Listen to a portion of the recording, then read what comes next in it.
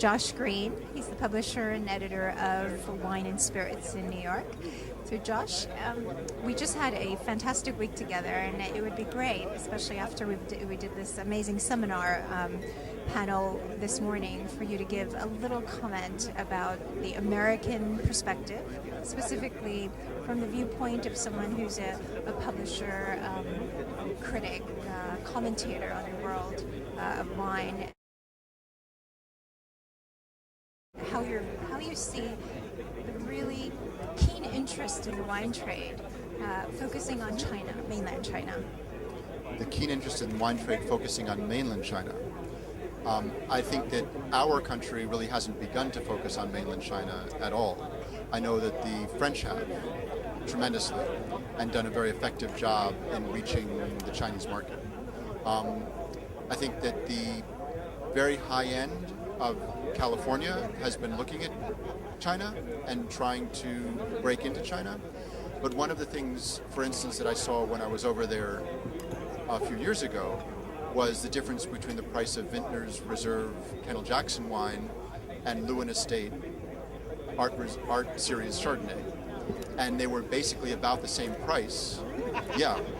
And it seemed like the Lewin people from Australia had done a lot of work to keep their prices way down, and the Americans had not. So they were ending up at an equivalent price for a wine in the States that sells for $60 versus $10. Yeah. So I think that the Americans haven't really figured out how to break into the Chinese market effectively yet, the way the French have. Do you, as a publisher, how do you view it? Are there opportunities? Obviously, you're very much entrenched and based in the United States, but I'm sure you must be invited and doing things in Asia. I think there are huge opportunities in the Chinese market, and I think that even for us as a publication, we've been considering how do we break into this very important market, this hugely growing market for fine wine. And so I've done events over there and done some teaching over there to try to really understand how people relate to wine, and it's still very mysterious to me. Okay, I'm still trying to figure it out myself, so it's just a big mystery. It's very different from the way that Americans relate to wine, which is very different from the way Europeans relate to wine. So I think it's difficult as an American to understand what triggers the purchase of Lafite by a Chinese businessman. Well, speaking of fine wine, seeing the shift in demand really move drastically, especially for the top-end Bordeaux's, etc. Is that at all threatening, do you think, given that the sphere of buying power and influence is being shifted? Is that something anyone's even talking about or aware of in the United States? I think the Americans are fairly arrogant about their own market power, and yeah, I think that it's no surprise to anybody. And they don't seem to mind the fact that Bordeaux has given up on the American market. Diageo has basically shut down all its buying of Chateau and Estate wines, and there are other people who, they've been trying to sell off the 07s which they bought and the 06s which they bought. There are other people who have come into the market to try to take on some of the responsibility that they had. But they were really the leaders in the Bordeaux market in the States, and they were actually the Bordeaux Wine Information Bureau, in effect, for the United States. And so since they have virtually evaporated, the Bordelais have not stepped up and come to really do their own marketing in the States. Instead, they've gone to Asia, and they've been much more welcome in Asia than they have been in the States. For 2009, I think, was too expensive for many people in the States to buy.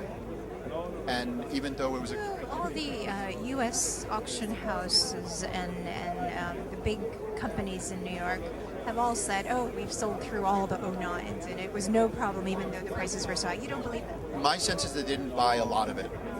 And my sense is that there obviously is a community of extremely well-to-do people in the States that are immune from the economic circumstances and would be buying a great vintage.